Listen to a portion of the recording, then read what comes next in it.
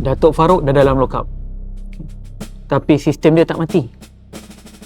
Ejen-ejen dia dekat luar sana masih lagi membuat kutipan duit rakyat.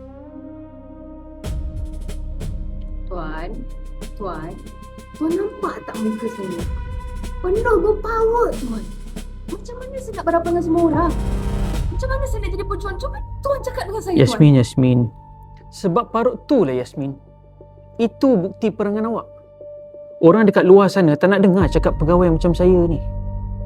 Mereka lebih suka dengar daripada mangsa itu sendiri. Tuan, saya sudah kumpul 50 aduan baru. Skim kursus jaminan kerja ni muncul balik dan menggunakan nama Education Pro.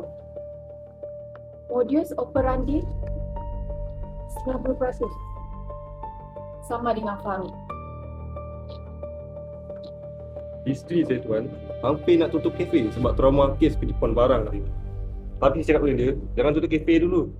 Nanti penipu tu menang. Tapi sekarang kat kedai saya dah ada satu sudut khas consumer complaint corner. Bagus, Desmond. Tu yang kita nak, Desmond.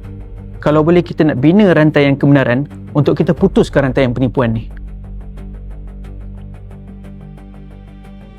Apabila mangsa bersatu, penipu hilang tempat bersembunyi, sertai gerakan hak pengguna.